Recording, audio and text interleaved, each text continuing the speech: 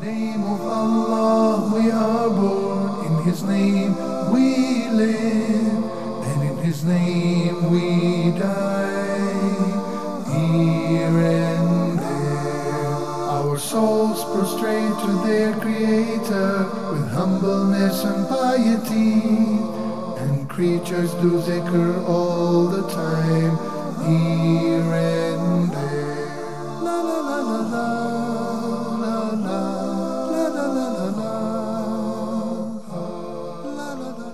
Assalamu alaikum wa rahmatullahi wa barakatuh. Welcome dear viewers joining us on our live program Here and There.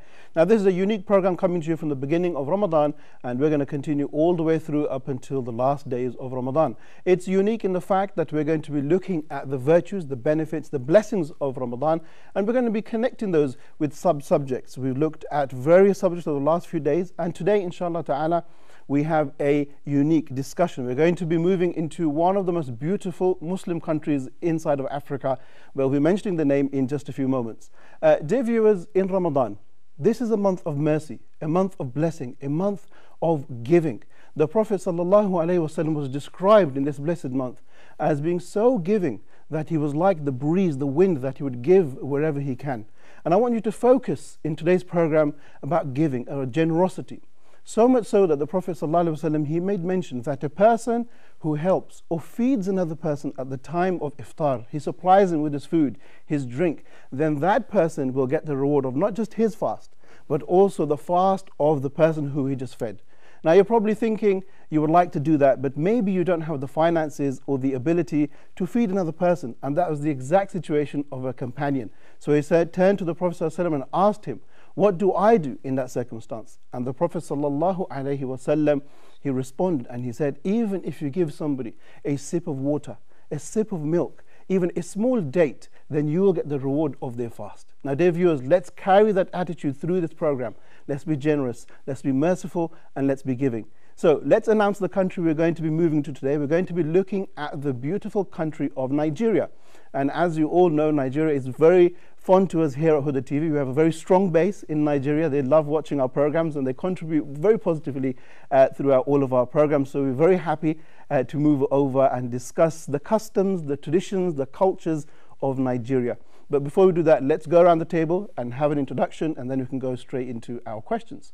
If I can turn to my right as we do, and we have with us our presenter, Brother Omar. I'd like to welcome you, and you can give a little introduction about yourself. Thank you so much, Brother Junaid, for this warm introduction like always. And we would like to say to our viewers that in order to have unity between Muslims, as we said in the first episode, we have to know each other. And it's in the Quran, لِتَعَارَفُوا. So this is the beginning of knowing each other, to have the unity between us as Muslims. And I think this is one of the missing points for us as Muslims, that we don't get to know each other even in our neighborhoods. Okay. But so to expand this between our countries, it's got to be even more beneficial, inshallah. And we have so many questions, inshallah, like about the customs, about the tradition, about how Nigeria is like, and so on and so forth, inshallah. Okay, excellent. And just like you said, Allah mentions that in the Quran, that He has created us in tribes and customs so that we can know one another. Yeah. Very nice. And we have with us our presenter of Huda tonight, who's responsible for the news elements and various other segments as well. Brother Ali Coleman, I'd like to give you a warm welcome and say Assalamu alaikum. Wa alaikum salam wa rahmatullah. Thank you for joining us. Surah Hujurat, in fact, talks about Allah subhanahu wa ta'ala creating from one set of genetic parents all human beings. We are all part of the same family, and I am all about celebrating human diversity. And I think it's important for us to know and understand that the majority of the Muslim world are not Arab people. It is only a small fraction. It's, I think, about a quarter. Yes. And the other 3/4 are non-Arabs that are across Africa and Asia and other parts of the world. We look forward to hearing about this, the history of Islam in Nigeria, and the way that Ramadan is observed, inshallah. Yeah. Excellent. On that note, let's introduce our guest for today. We have with us Brother Ali Falalo. I'd like to give you a warm welcome, and you're no stranger to Huda TV. You require no introduction. Assalamu alaikum, brother. Wa alaikum salam wa rahmatullah. I feel so much honored, being here, being at least sandwiched by this glitterati, megasters panels of presenters. You know, I feel like humbled, but it's really honored to be, you know, discussing about, you know, the issue, the modus operandi of Ramadan in Nigeria and how it is being observed. More importantly, we are talking from Egypt, and you know, Egypt is Arab country, and Nigeria, despite being a Muslim-dominant country, is not an Arab country. So, like Mr. Ali Koma had just said, Islam is not, you know, majority of Muslims in the world are not from Arab countries. So we have to know each other. We have to know one another. And that was the genesis of creating us into different nations, different colors, in different continents and states, so that we should know one another. I feel honored, and I'm very, very, you know, happy to tell you something about Nigeria, because it's vast, it's very large. Nigeria is, you know, it's a varied country with different, you know, culture, as we will see as we delve into the program. Thank you. Nice okay, meeting excellent. you.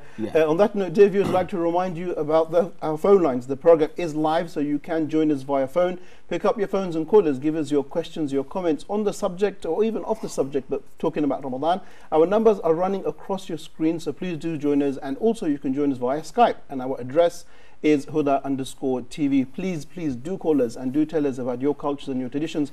And if you're watching from Nigeria, then you have a responsibility to call us. We want to hear from you as well. What are you doing currently in the country, and what do you eat? What do you wear? So join us in the program, inshallah. Can I jump right in? Yeah, sure, go ahead. I jump ahead of my co-presenters and ask a question about the arrival. Very important is question about the history of Islam in Nigeria. And I guess for that matter, for all of West Africa and perhaps Sub-Saharan Africa.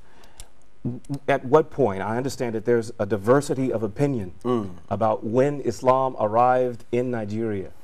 Some are saying that it's as early potentially as the 7th century, others saying the 9th century, and other dates. What is the majority view, the mainstream opinion of Nigerian Muslims when Islam arrived, and also those who are not in the majority opinion, a significant minority view about when Islam arrived? Bismillahir Rahmanir Rahim. Talking about when Islam emerged, or when Islam arrived into Nigeria, because those days there was nothing like Nigeria. The word Nigeria has been coined by colonial masters, you know, from exactly from the word Niger area, referring to River Niger, which was crisscrossing across western part of Africa, Burkina Faso, Niger, a country neighboring to Nigeria, and Niger Delta area in southern eastern part of Nigeria. So at those days there was nothing like Nigeria. The word was coined by colonial masters, you know, I think let's say 60 or 70 years ago.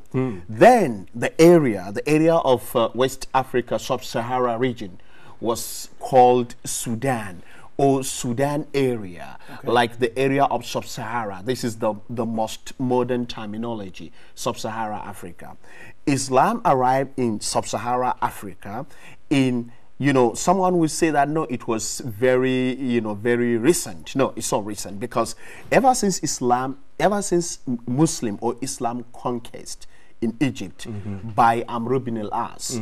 Amr ibn al-As, when he conquered Egypt, he decided to send some people deeply into Sub-Sahara Africa, into the south. There you are talking about Sudan, you are talking about Chad, you are talking about Niger Republic, you are talking about Nigeria, Burkina Faso, Cameroon, Mali at the other side, and so on.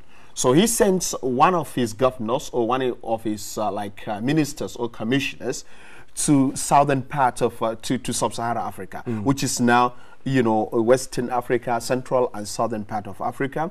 And in Western Africa there was Uqbatu bin Nafi'. Uqbatu bin Nafi' went to Timbuktu area. Timbuktu is a well-known area in Mali, in the current days of Mali, is very, very popular in Islamic history. It's legendary. So it's legendary, and there is a very big mosque which was, you know, dated back to almost, you know, 1,000 years old. Really? Yeah, in Mali, in Timbuktu, it is very popular. Right now, it is considered to be like, you know, a touristic area, a tourist area. People are going there, and even the you know, the people, those, you know,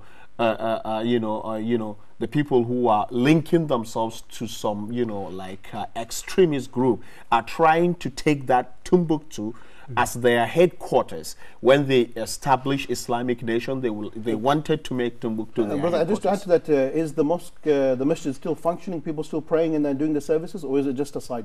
No, until now, people are praying inside. Okay. It is being rejuvenated, anytime and then, and people deliver or perform prayers in that mosque. So Islam started to delve into sub-Saharan Africa those days during the during the arrival of Amr ibn al-As. This is the Umayyad Caliphate. Exactly. Before then, during Umar bin al-Khattab, before Umayyad, during the second Khalif of Prophet Muhammad, Abu Bakr, then Umar bin al-Khattab, and it continued like that. However, it did not conquer as much as it should be. It wasn't so prominent then, but people came to know about a religion called Islam, because the people there then, most of them were idol worshippers. So they heard about Islam, and in addition to that, there were Arab. There was, cross-Sahara trade between. Exactly. There were caravans who were traveling across, from Arab country, that's northern part of Africa, Egypt, Algeria, Libya, Tunisia, and Morocco of today. They were traveling across Sahara, the big Sahara of, from Sahara areas. Now they call it Sahel, the Sahel area, from northern part of Africa to sub-Sahara Africa. That's the western part of Africa. I wanted to say, we've always known that the Prophet himself, peace be upon him, sent a delegation prior to the Hijrah to Medina. To Abyssinia. That's East Ethiopia of today, exactly. Right? So we know about East Africa, or the Horn of Africa, yeah, we know about we it. also know about the western part. If you consider that one of Ethiopia, or Abyssinia as it used to be called, you can see it was somehow, earlier than that of West Africa, because that one for Ethiopia, it happened during Prophet's time, and this one happened during Umar bin al-Khattab, the second Khalif of Prophet Muhammad. And that's how Islam began to separate its aroma, its scent, in western part of Africa. So in Nigeria, I'm sorry to cut you off. In Nigeria, you said that before the... Sorry, Brother Umar, if you can just hold your question. We've got a phone call coming from Nigeria. Okay. So if we could just welcome Brother Musa from Nigeria. Assalamu alaikum. Alaikum assalam. How are you doing, Brother Musa? Alhamdulillah. Ramadan Mubarak. Ramadan Kareem. Yeah. Please, I would like to ask Brother Fadil to elaborate more on one of our brother, Musa Mensa. Yes. King Mensa, I think, of Senegal, that used to make pilgrimage to Mecca. I think he's part of spreading Islam to West Africa. So we want him to talk more about this Musa Mensa. Okay, Brother Musa, we will do that. We'll pose the question. Anybody can take that. All right, thank you very much for that. My knowledge on the subject is very weak on that, so whoever would like to pick up on... He's a legendary figure. Okay. I don't know if you want Brother Omar to ask first before we take the Mansa Musa question. Yeah, he's huge. A Mansa Musa, that's the right naming. Okay. A Mansa Musa, exactly, he happened to be a king of the Empire of Mali. Empire of Mali in shoulder in shoulder to Empire of Ghana. There were empires in Africa before. These empires played a very significant role in separating Islam. Like in Nigeria, the Borno Empire, Kanem Borno Empire, the kings of those empires received Islam from those governors or those commissioners who came with, a Uqbat ibn Nafi. So anytime one preacher or one, sheikh of Islam went to those areas, he will not just start talking to the laymen. He will go to the king, to the leaders, and tell them about the fact that he brought Islam, and he would explain what Islam was all about. And from there, if a king accepted Islam, that it means automatically the people accepted Islam. And that's what happened in that kingdom my brother was talking about, the kingdom of Mali. But talking about Mansa Musa, to whom he was was alluding. You know, Mansa Musa was a king of the kingdom of Mali, and it is said according to history, and this one is very, very authenticated, that he happened to be one of the richest human being ever existed on this planet. In fact, I've read that he is the most, you know, Bill Gates and Warren Buffett are valued at forget about $35 all these billion Vegas each. compared to his net worth is valued based on gold wealth, $400 billion. That's 10 times more than Bill Gates. Exactly. So Bill Gates compared to Mansa Musa, he's a poor just person. a beggar, yeah. You know, so to speak. Brother Andy, my question here is that how come we haven't heard of him? How come in schools we haven't been taught about the richest man in Africa? 2 words, if I can. Ali Khaladu was better at. I'm upset. I didn't know. 2 words, colonial education. That's what I would say. Yeah, I think it is a fallacious and malicious attitude of colonial masters who always try to, like, you know, cover up any Muslim big name in Africa.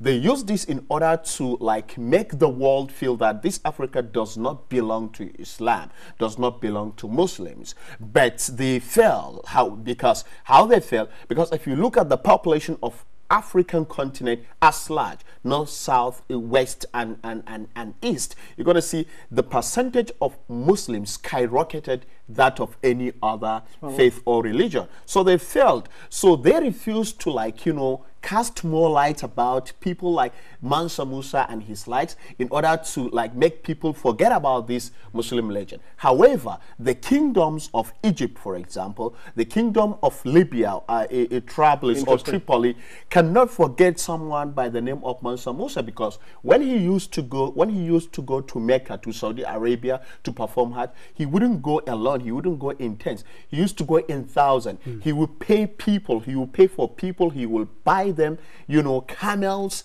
in order to get on, and they would take tons of gold, of raw gold. At that time, those areas used to be called, you know, Gold Coast area.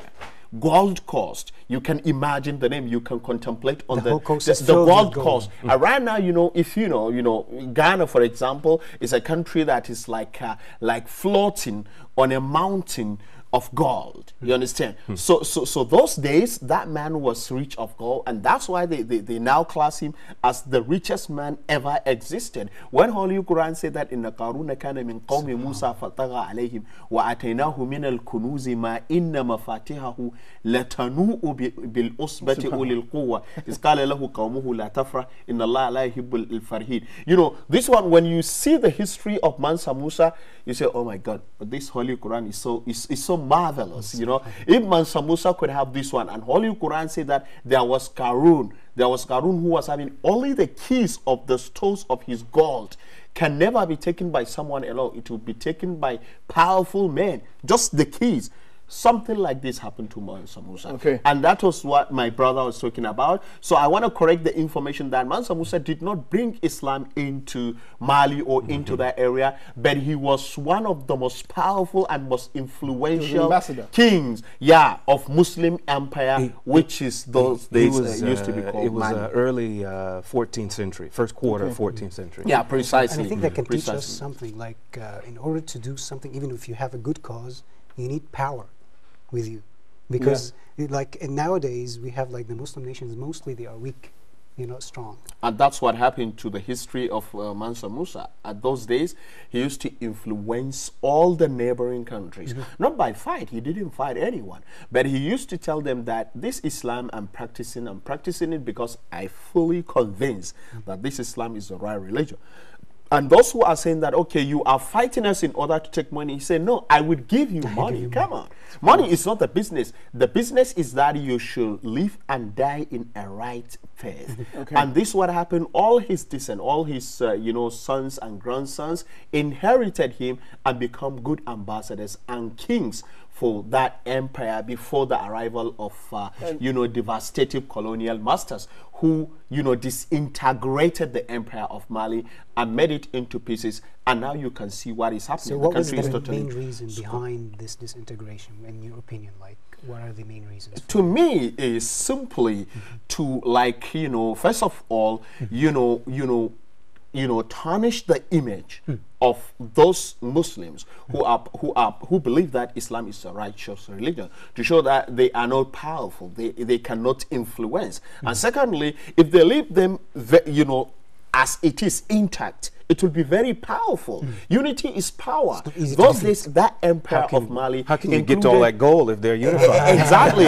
How could they take the power? It's like divide and rule or divide and conquer. That's a policy. They would have to disintegrate them into pieces. Now you have Mali. You have the part of northern Sahara or the complicated area, and you have some part of northern Ghana, and you have some part of Burkina Faso of today. All this, they disintegrated them in order to conquer them. And this is what happened. And unfortunately, if Muslims don't realize this thing and come together to unite and know that unity is power, and Muslims are having golden opportunities to unite. If they don't use this, they will continue to use that means in order to Coming to the topic of unity in just a moment, I want to put something to everybody. Would you share my sentiments in the fact that one of the reasons to why we're not educated about such people is the fact that we can then continue to call Africa and other places as the developing world or the third world, as if they've never seen progress, as if they've never seen wealth and success. Would you agree with me on that? Absolutely. Absolutely. Stereotyping. Yes. I mean, it's like the one who is writing history gets to control people's awareness, their consciousness, their thoughts, the political decisions that are made, so on and so forth. You can manipulate people if you manipulate the history that they understand and read. Yeah. I think in addition to what Brother Ali said, they will continue to call Africa an underdeveloped country so that they can continue to exploit the dynamic, vibrant, and young African. If a young African man, knows that his continent is full of wealth and affluence, he will never think to travel, to go across Mediterranean Sea, killing himself indirectly, saying that he will go to Europe too. So that those do you think that European countries cannot stop this illegal immigration? Come on, this is not logical. They are indirectly allowing it so that they can enjoy and they can ingratiate themselves of cheap labor. The Italian citizen who is going to work in a company and be paid $5,000 in a month, an African young man who is more powerful and more dedicated than that guy from Italy is going to be paid $1,000 or $1,500. So how do you think that superpower will stop them? They can only be frowning at it on media, saying no, we don't like it, but indirectly they are encouraging it. Germany does not take the immigrant from Syria because they love them, because they adore Islam. No, come on, man. Cheap labor. This cheap labor, they want them into their companies so that they can build their economy. Simply. Okay, excellent. Some very sensitive discussions here, and I'm sure we're going to continue with that. But let's move over to a short report, and then when we come back, we'll continue. Dear viewers, let's move over to a short report from one of our ex-presenters, and that's Arqam Rashid. Let's watch him, and then when we come back, we'll continue with our discussion. In His name we die, here and there. Alhamdulillah, wassalatu wassalamu ala Sayyidina Rasulullah sallallahu alayhi wa sallam. Assalamu alaikum wa rahmatullahi wa barakatuh. My name is Arqam Rashid, and I am glad to be talking to you in this blessed month of Ramadan. Now, Allah subhanahu wa ta'ala says in the Quran, شهر رمضان الذي أنزل فيه القرآن هدى للناس وبينات من الهدى والفرقان. So Allah subhanahu wa ta'ala tells us about the month of Ramadan in this verse, and He says that it is the month in which He revealed the holy book. But what's important is that He says that this holy book that He revealed in this month is the guidance for mankind. So here He tells us the importance of this month by telling us that the entire guidance for mankind was revealed during this month. It shows us the great opportunities in this month, and it shows us the importance of this month alone. Now, the Prophet ﷺ in one of the hadiths tells us that during the month of Ramadan, Allah subhanahu wa ta'ala opens the doors of paradise, and that He closes the gates or the doors of the hellfire, and that the shaitans during this month, He chains them up. Now, what is this hadith actually telling us?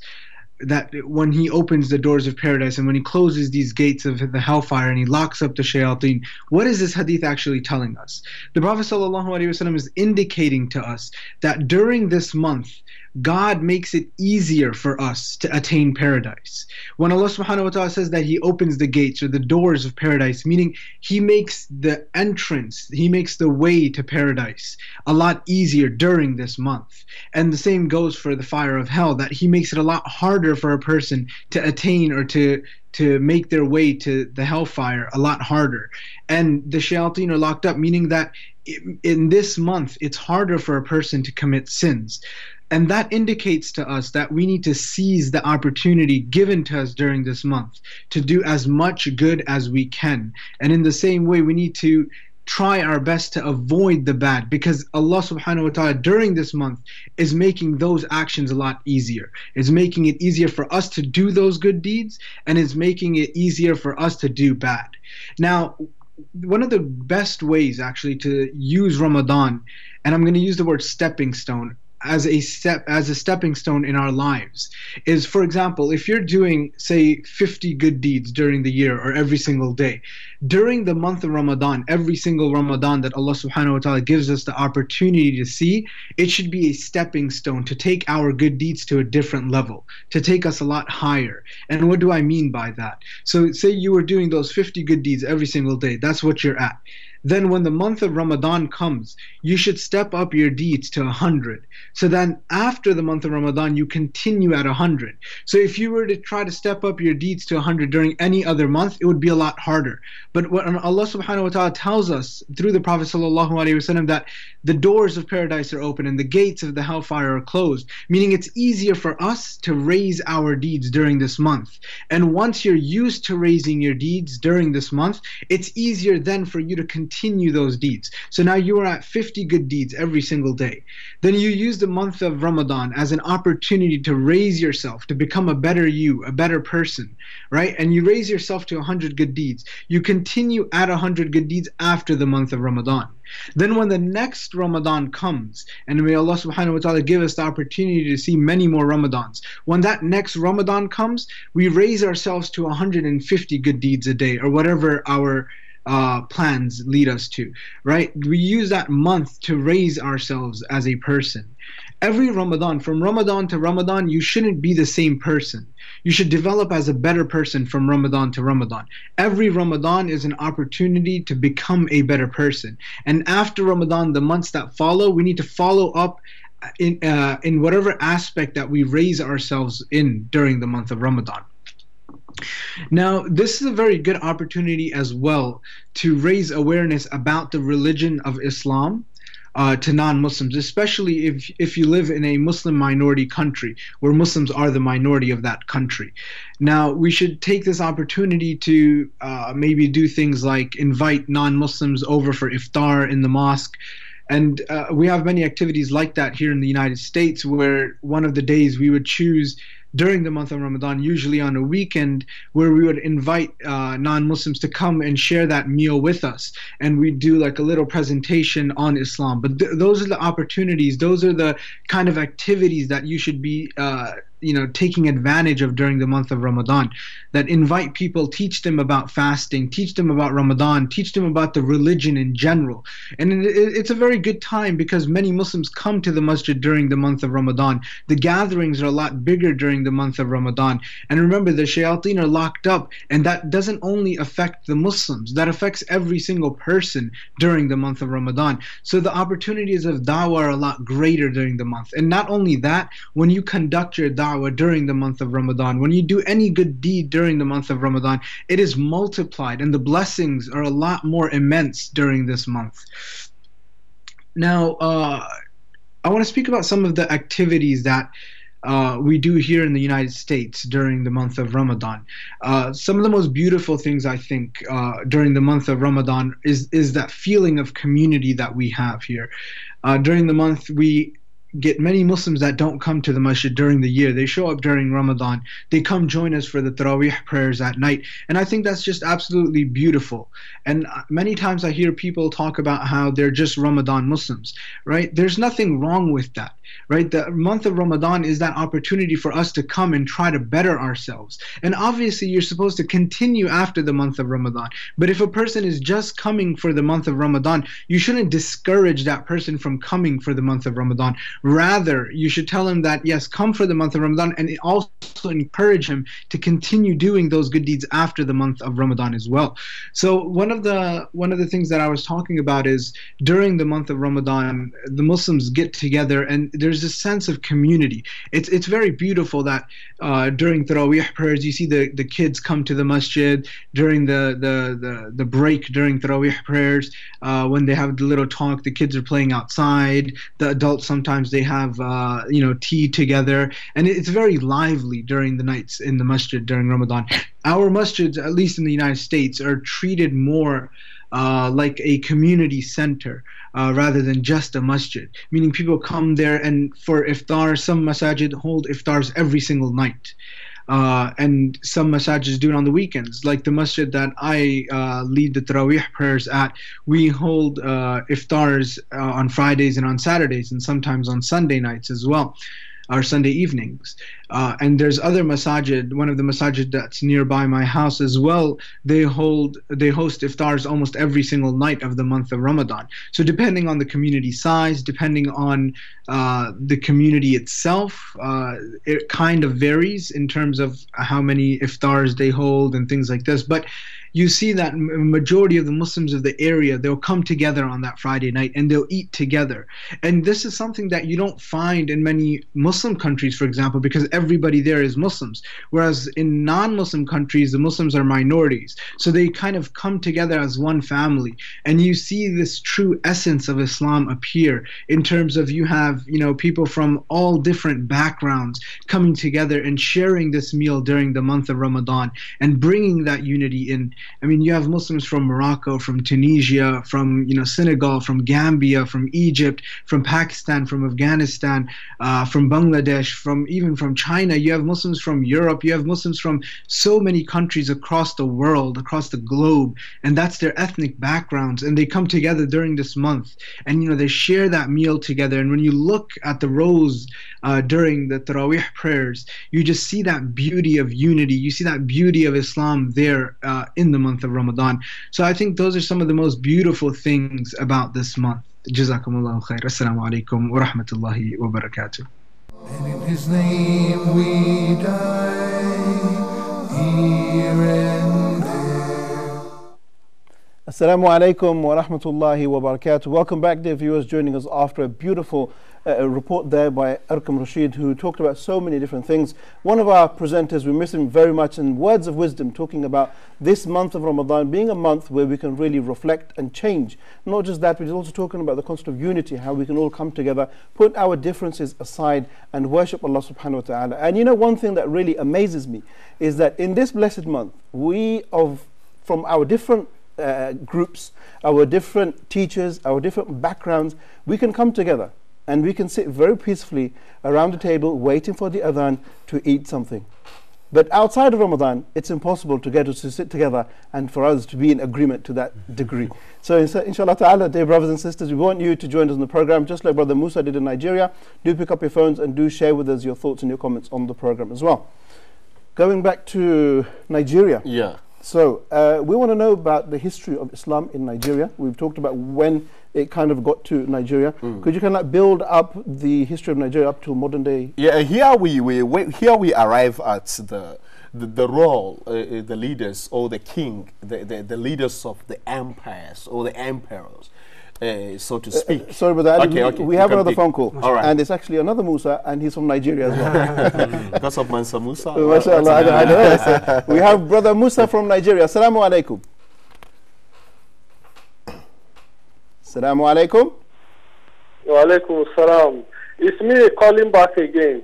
Okay, Brother Musa, go ahead.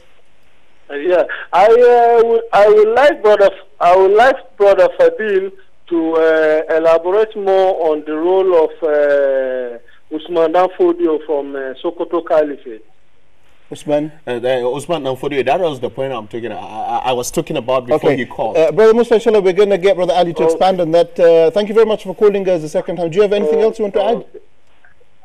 No, I want him to elaborate more on this Usman Danfodio. Okay, we will do. Thank you very much for your phone call. Brothers and sisters around the world, please do engage with us on the program as well. Our lines are open. Don't forget Skype as well. Skype's free. Skype, Huda_TV. Go ahead. So as I was talking about the emperors or the kings, those kings, played a significant role in helping Islam, because by nature, Islam is a peaceful religion. So when the ambassadors of Islam came, they would directly go to the leaders or to the kings and told them and spoke to them about Islam and tried to, reach a compromise that we did not come to take your power. We did not come to enslave you. We just come to show you a light of a religion, which is the righteous one. So from there came the role of the kings. For example, in Nigeria, before the man Usman Danfodio, before his role, there was a kingdom. Usman Danfodio did not bring Islam to Nigeria. There are so many misconceptions about this one. So many people, especially Westerners, wrote that Usman Danfodio brought Islam into Nigeria. This one is categorically wrong or misconception. Usman Danfodio was a reformer. Okay. After like 200 or 300 years of Islam arrival into Nigeria, some people deviated from the righteous way. The bid'ah, creating something or attaching Almighty Allah to something else. So Usman Danfodio came in order to reform, to remind people on the fact that Islam is to testify and to bear witness that it is only Almighty Allah. He underscored about the oneness of Almighty Allah, that there is no any deity worth of worshipping except Almighty Allah. That's what Usman Danfodio did. Reviving, and he did the reviving of Tawheed.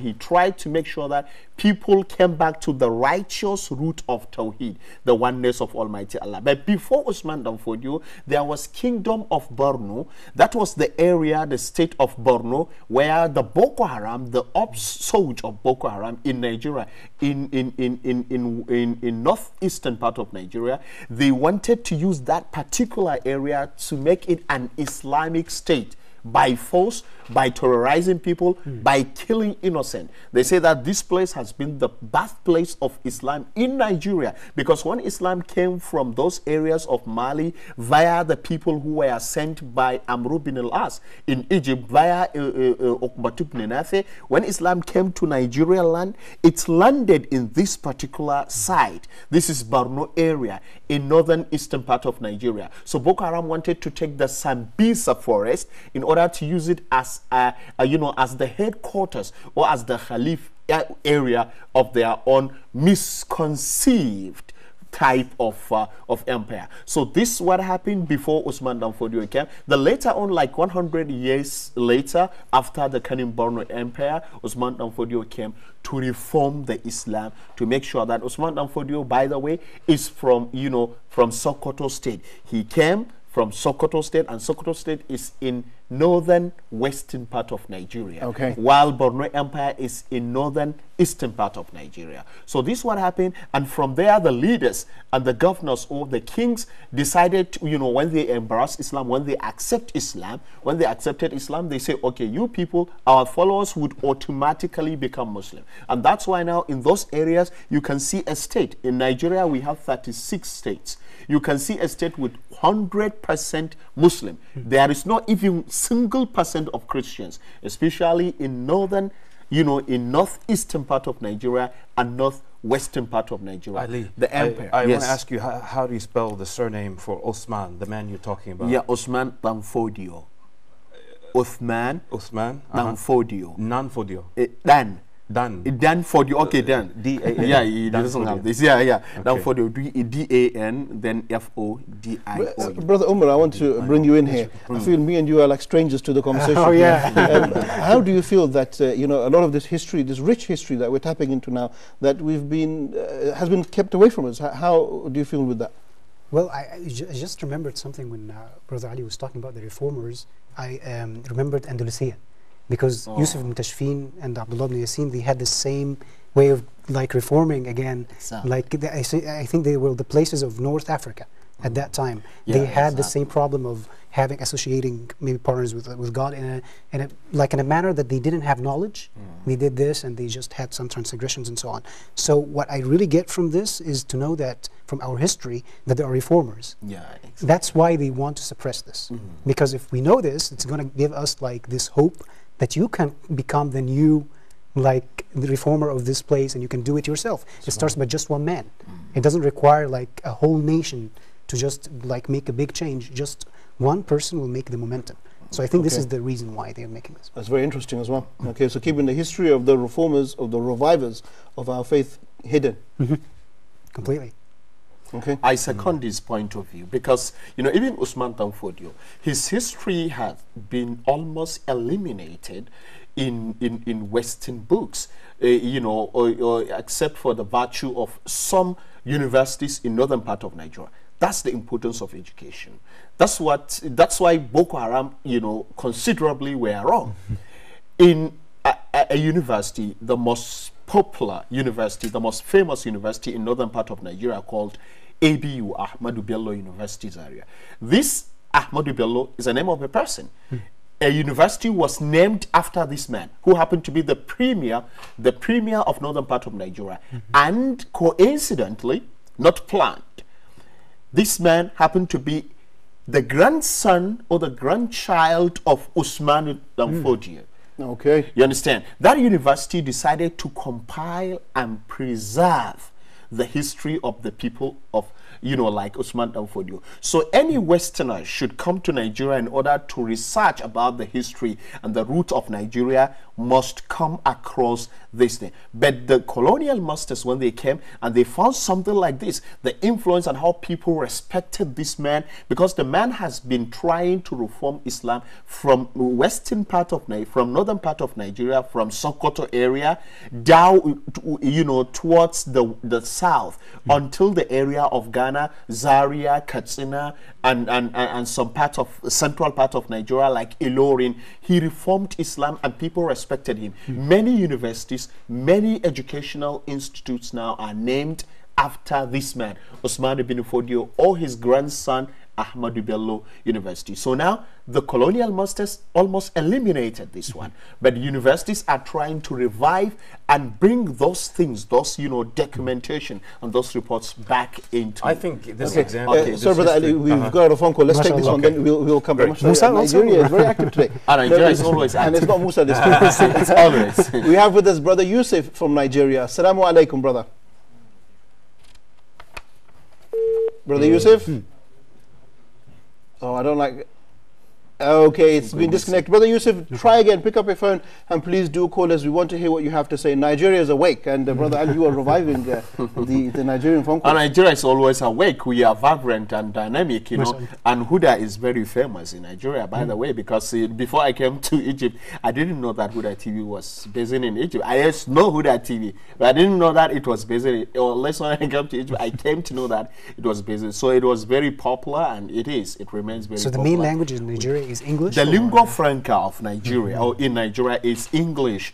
But Nigeria, we have more than 362 tribes and ethnic groups. Okay. Each of these groups has its own language. However, out of these 362, there are three dominant ones, namely Hausa, Yoruba, and Igbo. I belong to Hausa. That's the biggest one.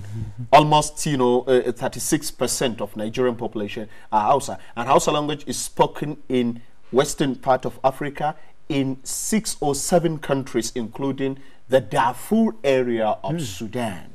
Okay. Yes, exactly. You find Hausa in Nigeria, Mali in Nigeria, Niger, Cameroon, Ghana, Cote d'Ivoire, Benin, Togo, Burkina Faso, then some areas of Chad and Darfur. This is going back to Sudan. the pre-colonial boundaries that of, was of kingdoms. It was a kingdom. It was a kingdom, but colonial masters cut them into pieces so that they can apply the policy. Follow the language. Yeah, exactly. But Hausa language, alhamdulillah, maybe due to so many, as a linguistic student, I carried out so many researches about this, and Hausa language remains as one of the most, fastest growing language or indigenous language in Africa, second to Swahili, which is found in eastern and central part of Africa. Mr. Ali knows some part of knows some Swahili. I think he can construct some meaningful sentences in Swahili. Exactly, I heard you one time. So then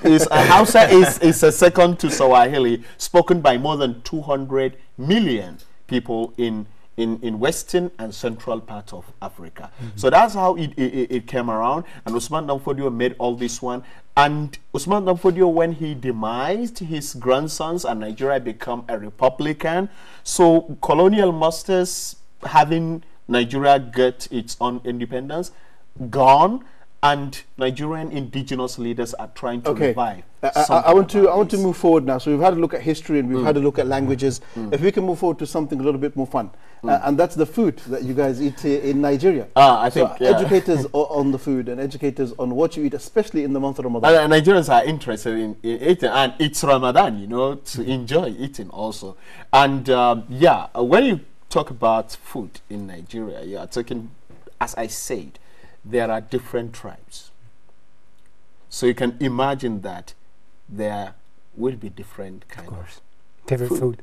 Exactly, because each tribe has its own popular, the most famous food or dish. But the most dominant one in Nigeria are three. How a tuwo. Okay, so you have to describe it to us. I will have to, or I will try to use as much description as you can. I will try and to make our mouth water. I may liken it to something in Egypt. My brother, I think, is going to comprehend that. Tuwo. It's made of corn or wheat. It's a pounded wheat. Then it will be pounded. Sugar? Exactly, without sugar. Then it is served by soup with meat or with fish. You understand? It's pan like it's sweet. It's made out of wheat, and sometimes the modern one could be made of rice. Is it like a dumpling? Like dumpling? Yeah, you know what dumpling is?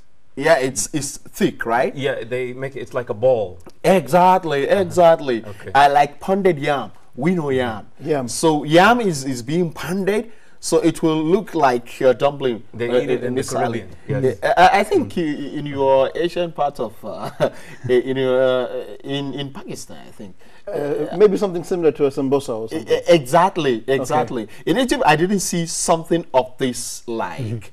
This is tuwo, then followed by eba. Eba is very popular in eastern part of Nigeria, belong to the Igbo tribe. Then amala belongs to Mr. Yusuf tribe. Mr. Yusuf from Nigeria, he used to come here. Europe, they are very known. They are very popular with their amala. It's very, very popular. So we have tuwo, we have eva, and we have amala.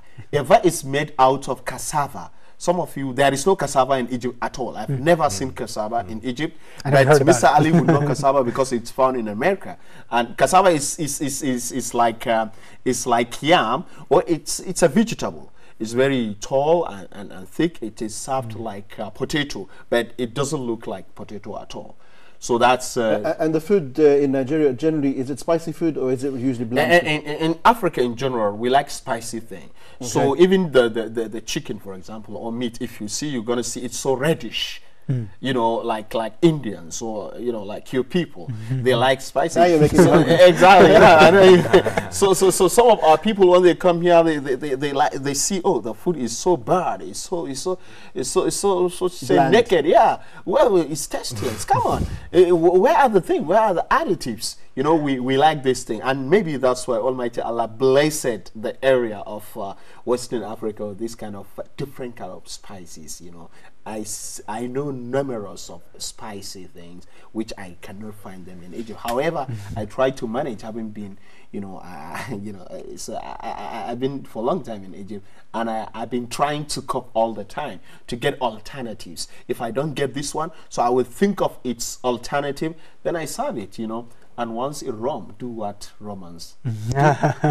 Or they say the mother of all inventions is a hungry stomach. Wow. It might be, but now, no. Now I'm, really, I begin, since I began to enjoy Egyptian kind of food. Mahshi is my favorite. Come on. No one can resist Brother Ali, also, could you also tell us about right now in Nigeria, how long is the fast, the daytime hours? This is one of my difficulties and one of my adversities at the moment, because in Nigeria it's 14 or less than 14 hours. That's the duration of fasting. While in Egypt we are abstaining from food 16, the duration is 15 to 16 hours. You see the difference is quite clear. So it's 15, and more importantly right now it's raining season in Nigeria. Can you imagine yourself fasting and the heaven is raining up in you? Very nice, very beautiful. And it's a downpour. It's a downpour because it can last for 6, 7, 8 hours raining. So the weather is very fine. Yeah, it's humid sometimes because of the area. It's tropical? It's because it's tropical. Yeah, it's tropical. Nigeria, all these are tropical because they are a light of Atlantic Ocean. But the rain, even the feeling of rain, it's marvelous. It's fantastic for you to feel that it's raining, So you feel satisfied. But in Egypt, I think Almighty Allah is going to reward us more because we take a longer time in fasting, So this is what is going on. And for food, mainly in Ramadan, there is common thing in northern part of Nigeria. People prefer to take something called cocoa or kunu. Cocoa, if you know Sahlab of Egypt. Oh yeah, it. It's very beautiful. Exactly. It looks whitish, and it is served with something called kosei. And kosei is exactly like ta'amiyya. Really? So it's wow. You bite, you take a bite of ta'amiyya, of kosei, and you take some sip of cocoa or kunu. This is very popular. And some drinks which are very spicy, like tsimi. It's called tsimi in Nigeria. It's very popular. They take it and it's very spicy and so on. So we have certain things which you cannot see. Like in Egypt, we don't see panus except in Ramadan. We don't see ar-asus or kamaruddin or kunafa except in Ramadan. Likewise in Nigeria, there are certain things you only see them during I think after this program you have to take us to a nice place where we're going to taste all these foods. I take you to Africano to eat Nigeria. All right, we have just a few minutes left before we conclude the program, and I would like to, Brother Ali, if I can get your input. We're talking about the history of West Africa, and I personally feel deprived of a lot of things that we have discussed. What message would you give to young Americans about tracing back the history and learning about what took place? Well, this information that we're getting from Brother Ali about the history of Islam in Nigeria and, for that matter, Sub-Saharan Africa at large, I think what it does is represents a phenomenon that happened across the Muslim world. If you look at various pockets of Muslims in the Southeast Asia, I'm sure you will find historic figures such as Shinji, this Chinese seafaring explorer. He was an admiral in at a time in the golden age of Islam. He traveled across Asia into Africa, the Horn of Africa, and even to South Africa. Some believe even into the Atlantic. But we don't hear about him. Why is it that we don't hear about Mansa Musa, about Sheng Yi, and about many others? I think all of this is, I mean, you could take a couple of different perspectives about why this history is being suppressed. If you want to take a more cynical, adversarial position, you could say that there's an attack against Islam, by the enemies of Islam to keep our history away from us. But if you want to have a more conciliatory perspective, you can say, look, in the business of nation building, it's not in the interest of a country to tell the history of a foreign people. To a certain extent. I mean, as long as it serves your interests, you can tell that history. Like the pharaohs, for example. The beliefs and the practices of the pharaohs is consistent to some extent with the Christian religion, having humans as gods and so on and so forth. Paganism. In a manner of speaking, yeah. But Islam is entirely different from that. Okay. I mean, there's a number of perspectives how you want to look at it, but I think that the story and the history we're hearing about the disappearance of historical great and important historical figures is either not in the interests of Western history, the historical narrative that we're being taught, or it's just an outright attack. Okay, very nice. Brother Ali, you've got 10 seconds. What advice would you give to us and fellow Africans about the history? I would like to say that, you know, if someone, you don't have to wait for someone to tell you about your forefathers of this magnitude. They deny you, they didn't want you to know about it. Now you wake up. You have to go for it. You have to, you know, record it. You have to put it into books so that you know, because, you know, if you don't know the history of your fathers, then forget about your offspring, because they will come and forget. They will know nothing about you, talk less on your father. So we have to go after our history, our heritage, and that has to do with Islam, because West Africa is Islam, is Islamic, and Islam is the first religion to go to West Africa before even Christianity. This is very important, boy. All right, Brother Ali, we have to stop there. You do more than 10 seconds, but I'll let you off this time. I salute you, sir. Brother Omar, in just 10 seconds, the importance of learning about revivers, as you made mention. Well, it's like we can see our adversaries, as Brother Ali said, that they make their heroes as if they are like superheroes, right? So we are just, it's more important for us to do so. Like they have Spider-Man and Superman, and we have to like manifest their civilization. As for America, why don't we have this for us also too? All right, excellent. So on that note, we are going to conclude, and I want to thank everybody on the table. Brother Ali, I want to start with you. Thank you very much for that beautiful insight. Green, white, you know, the tie. This is the flag of Nigeria. I came prepared. So I feel honored, man. We feel honored. Thank you so much. Great meeting you, sir. See, I prepare in advance. Yeah, exactly. And Nigerians are happy. I have to tell you. Okay, so Brother Omar, Brother Ali, thank you very much as well for coming and giving us your input on the issue as well. Thank you very much. Thank you. So, dear viewers, we've come to the end of another beautiful episode of Here and There, and there is so much that we have learnt today. I've learnt myself personally 2 very powerful personalities in history that have been hidden from us. Our history is rich, our history is deep. But shall I tell you one thing? That maybe certain institutions, certain thought processes would like to hide and do away with certain personalities, and they may get away with it. But there is one personality that will never disappear, and it will be there till the end of time. And that is the personality of the Prophet Muhammad sallallahu alaihi wasallam. No matter what, he will be recorded as the most influential, the most powerful person to ever have set foot on this earth. So it's our duty as Muslims, number 1, to love and have honor, and to really try to copy the Prophet ﷺ in everything that he did, in his actions, in his statements, in the way he behaved with people, in the way he spoke with people. So let's take the Prophet ﷺ as our role and as our example, and inshallah ta'ala we will find success in that. We're going to conclude here, and we thank you all for tuning in, and we will see you tomorrow at the same time, at the same place. So until then, assalamu alaikum wa rahmatullahi wa barakatuh. In the name of Allah we are born, in His name we live, and in His name we die. Here and there, our souls prostrate to their Creator with humbleness and piety, and creatures do zikr all the time. Here and there, humans circumambulate the Kaaba while migrating birds stretch forth their wings, finding their way by Allah's mercy.